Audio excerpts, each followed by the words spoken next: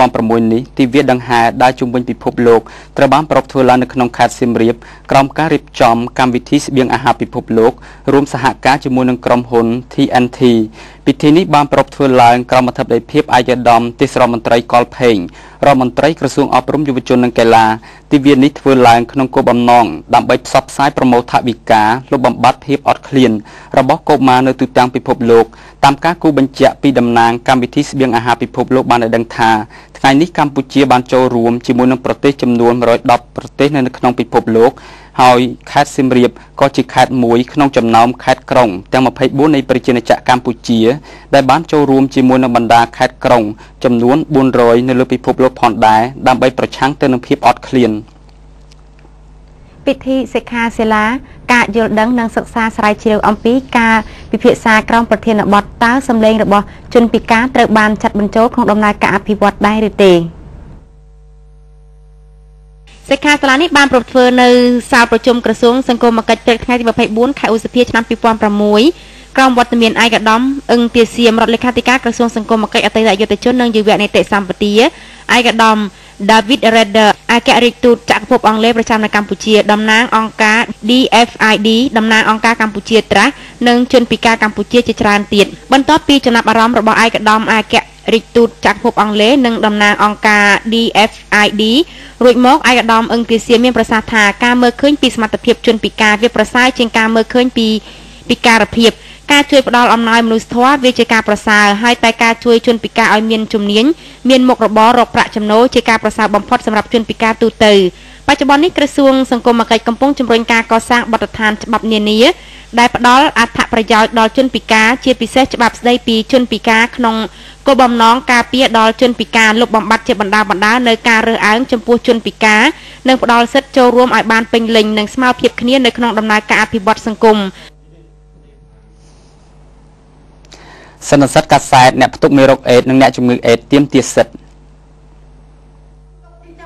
สัมปอนเนี่ยตุกมีโรคเอดนั่งจมูกเอดเตรียมตีเอาเมียนกาประพฤติจำพวกปวกเก็บประกอบจะได้เพียบไทยธโนโจรวมเพื่อเวียขมันในขนมสนับสนุนซาดปอดเมียนมวยในขนมที่กรงพนมปิงเนื้อไงที่มาเพย์บุญแค่อุสเพียชนำปีบอลประมวยนี้โดยเมียนกาอันเชิญโจรวมปีโลกจำเตียวโฮนนประธานคณะกรรมการสุขภิบาลสังคมกิจการเงียบรรดาวิจิจิเวะนังกิจการนารีระบบรสเพีย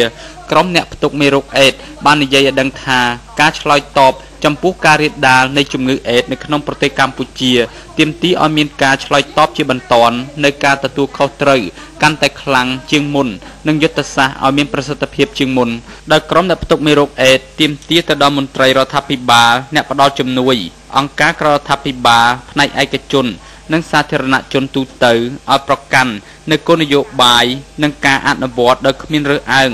ได้ช่วยเอาสถานภาพระบบปุเกมีเพียบล้อประสาลังมีมันต้นกรุบกรอนในลอยเตบากรอนแต่ผดอลในกรรมวิธีการวักเวิร์นนังทน้ำเชียบาลเฮามันบานผดอลเชียกางเงียสเบียงอาหารนังจำรกตรมตรึกแต่ดอนเนี่ยประตกนุการผดอลทน้ำปัญญาชีวิต ARV คือเชียกได้สังคมดอจำบองระบบเนี่ยประตกเมรกเอ็ดได้สถานภาพจุ่มงือกำปงตายวิวัฒเตเชียจุ่มงือเอ็ดจานแต่ตระบานทั่วลัง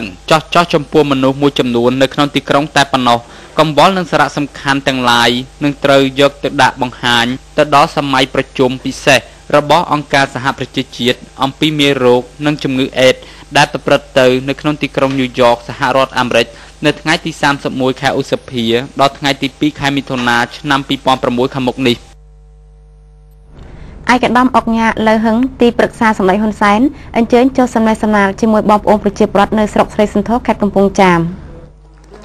ឯកឧត្តមអុកញ៉ាលើហឹងទីប្រឹក្សាសម្ដេចហ៊ុនសែនរួមដំណើរដោយលោកស្រីអេងប៊ុនខៀងនាយិកាក្រុមហ៊ុន KSK លោកលាស់ហេតរ៉ាម៉ាជំនួយការឯកឧត្តមអែមសំអានរដ្ឋលេខាធិការក្រសួងមហាផ្ទៃរួមនឹងមន្ត្រីក្រមការងារជាច្រើនរូបទៀតបានចុះសម្ដែងសម្ដាលនិងសាកសួរសុខទុក្ខប្រជាពលរដ្ឋនៅក្នុងឃុំតងត្រឡាចឃុំគ្នាសស្រុកស្រីសន្ធរខេត្តកំពង់ចាមនៅក្នុងមូលដ្ឋានឃុំទាំងពីរកន្លងមកបានទទួលសមិទ្ធផលជាច្រើនពីថ្នាក់ដឹកនាំពិសេសសម្ដេចហ៊ុនសែននិងលោកជំទាវឆ្លងតាមសមិទ្ធផលទាំងអស់គឺជាការរួមចំណែកកសាងសេដ្ឋកិច្ចគ្រួសារប្រជាពលរដ្ឋកាន់តែប្រសើរបន្ថែមទៀតទន្ទឹមនឹងការចុះសម្ដែងសម្ដាលនេះសម្ដេចហ៊ុនសែននិងលោកជំទាវបានផ្ដល់អំណោយមួយចំនួនតាមរយៈលោកស្រីអេងប៊ុនខៀងចែកជូនដល់ប្រជាពលរដ្ឋផងដែរអំណោយដែលត្រូវផ្ដល់ជូនប្រជាពលរដ្ឋ751នាក់ម្នាក់សរងមួយផ្ដល់អំណោយ ដល់ជនពិការលោកគ្រូអ្នកគ្រូសិស្សានុសិស្សចាស់ជរាគ្រួសារកូនភ្លោះផ្ដល់ទូរស័ព្ទមួយគ្រឿងដល់មេឃុំតងត្រឡាចផ្ដល់ស៊ីម៉ង់1តោនជួយកសាងឧបដ្ឋានសាលាវត្តខ្ទីងនៅក្នុងឱកាសនោះឯកឧត្តមអុកញ៉ាលើហឹងបានប្រកាសជួយធ្វើផ្លូវលំមួយខ្សែប្រវែង 3000 ម៉ែត្ររួមទាំងប្រឡាយអមសងខាងផ្លូវជាអំណោយរបស់សម្ដេចហ៊ុនសែនលោកជំទាវដល់ប្រជាពលរដ្ឋឃុំទាំងពីរដើម្បីចូលរួមអនុវត្តប្រព័ន្ធវិមជ្ឈការនៅតំបន់ជនបទឲ្យកាន់តែមានភាពរីកចម្រើនឡើងទៅថ្ងៃអនាគតអំណោយសម្ដេចនាយករដ្ឋមន្ត្រីហ៊ុនសែនដែលមានអង្គចំនួន21តោននិងចំនួន800គីឡូក្រាមថវិកាចំនួន65លាន4សែនរៀលទៅចែកជូនដល់ប្រជាពលរដ្ឋចំនួន218គ្រួសារនៅប៉ោយប៉ែត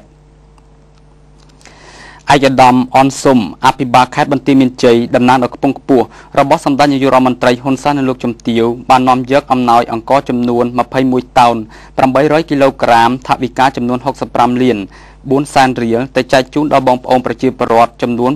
218គ្រួសារដែលស្ថិតនៅក្នុងភូមិក្បាលស្ពានឃុំប៉ោយប៉ែតស្រុកអូសៀលខេត្តបន្ទាយមានជ័យគូបញ្ជាក់ថាប្រជាពលរដ្ឋចំនួន218គ្រួសារមានចំនួនដ៏ស្រួចស្រាលជាមួយនឹងលោកទីនអូនមេភូមិក្បាលស្ពានដែលមានទំហំដីជាង4ហិកតាដែលក្នុងនោះមានបងប្អូនប្រជាពលរដ្ឋ218គ្រួសារទទួលបាននៅដីទំហំ8ម៉ែត្រគុណ20ម៉ែត្រនៅក្នុងឱកាសចែកអំណោយរបស់សម្ដេចនាយករដ្ឋមន្ត្រីហ៊ុនសែននិងលោកជំទាវមានវត្តមានលោកវរៈសេនីយ៍ឯករតស្រៀងមានបញ្ជាការកងរាជអាវុធហត្ថខេត្តបន្ទាយមានជ័យបានប្រគល់អំណោយទៅដល់ប្រជាពលរដ្ឋនៅក្នុងមួយគ្រួសារអង្គ100គីឡូក្រាមថវិកាចំនួន30,000រៀលផងដែរវត្តឧត្តមវិញ្ញាណរាមបើកបវេសនការពុទ្ធិកបឋមសិក្សាឆ្នាំដំបូងក្រោយពីកសាងបាននៅពុទ្ធិកសិក្សាមួយខ្នងក្រោមការឧបត្ថម្ភពីសប្បុរសជនចិត្តឆ្ងាយពិសេសការឧបត្ថម្ភរបស់អង្គភាពកងទ័ពជើងទឹកមូលដ្ឋានសមុទ្ររៀមវត្តឧត្តមវិញ្ញាណរាមសង្កាត់រៀមខណ្ឌព្រៃនប់ក្រុងព្រះសីហនុបាននិមន្តព្រះសង្ឃជាសាមណសិស្សចំនួន25អង្គឲ្យចូលសិក្សាថ្នាក់ដំបូងនៃសាលាពុទ្ធិកបឋមសិក្សាឆ្នាំសិក្សា 2006-2007 ហើយបើកពិធីបវេសនការបានប្រពធ្វើឡើងកាលពីរសៀលថ្ងៃទី22ខែឧសភាឆ្នាំ2006ប្រដេជគុណកៅហេងតំណាងព្រះមេគុណក្រុងព្រះសីហនុមានសង្ឃដីកាកោតសរសើរចំពោះព្រះសង្ឃគណៈកម្មការអាចារ្យវត្តឧត្តមវិញ្ញាណរាមរួមទាំងពុទ្ធបរិស័ទជិតឆ្ងាយដែលផ្ដួចផ្ដើមរៀបចំបង្កើតឲ្យមានសាលាពុទ្ធិកសិក្សានេះឡើងសម្រាប់ជាថ្នាក់បណ្ដុះបណ្ដាលធនធានមនុស្សក្នុងសង្គមកម្ពុជាហើយសាលារៀនរបស់ព្រះសង្ឃមួយនេះគឺជាផ្នែកមួយនៃសាលាពុទ្ធិកសិក្សាតាមបណ្ដាវត្តដទៃទៀតក្នុងក្រុងព្រះសីហនុដែលកំពុងដំណើរការបច្ចុប្បន្នបាត់ដីបានកាត់ឡើងនៅក្នុងប្រទេសថៃបណ្ដាលឲ្យស្លាប់មនុស្ស27នាក់និងបាត់ខ្លួនចំនួន100នាក់ផ្សេងទៀតទឹកចំនួនបង្កឲ្យមានការរអិលបាក់ដីនិងរលំដើមឈើយ៉ាងខ្លាំងស្ថិតនៅភាគខាងជើងទីក្រុងបាងកកប្រទេសថៃឡង់ចម្ងាយប្រមាណ500គីឡូម៉ែត្រក្នុងខេត្តឧត្តរឌិតបណ្ដាលឲ្យមនុស្សស្លាប់27នាក់និងនៅបាត់ខ្លួន100នាក់ផ្សេងទៀតនៅពុំទាន់បានរកឃើញនៅឡើយដោយយោងតាមក្រុមមន្ត្រីរដ្ឋាភិបាលថៃបានឲ្យដឹងទៀតថានេះជាគ្រោះទឹកចំនួនដ៏អាក្រក់បំផុតរបស់ប្រទេសថៃក្នុងកំឡុងពេល60ឆ្នាំកន្លងមកនេះតាមសេចក្តីរាយការណ៍បានឲ្យដឹងទៀតថាកម្រិតទឹកបានស្រកមកនៅត្រឹម 1.5 ម៉ែត្រកាលពីព្រឹកថ្ងៃពុធទី24ខែឧសភាឆ្នាំ2006នេះដល់ឡែកផ្លូវអាយ៉ាស្មៃយានរវាងចន្លោះក្រុងបាងកកកាត់ទៅភាគខាងជើងខេត្តឈៀងម៉ៃត្រូវបានផ្អាកបណ្ដោះអាសន្នសិននៅព្រឹកមិញនេះកងយោធាកុងហ្គោបានប៉ះទង្គិចគ្នាជាមួយក្រុមឧទាមនៅភាគខាងកើតនៃប្រទេសកងយោធារដ្ឋាភិបាលកុងហ្គោបានចូលកាន់កាប់មូលដ្ឋានដ៏រឹងមាំរបស់ក្រុមឧទាមនៅក្នុងតំបន់ភាគខាងកើតរបស់ប្រទេសអាហ្វ្រិកភាគកណ្ដាលកាលពីថ្ងៃអង្គារបន្ទាប់ពីបានប៉ះទង្គិចគ្នាប្រមាណថ្ងៃកន្លងមកជា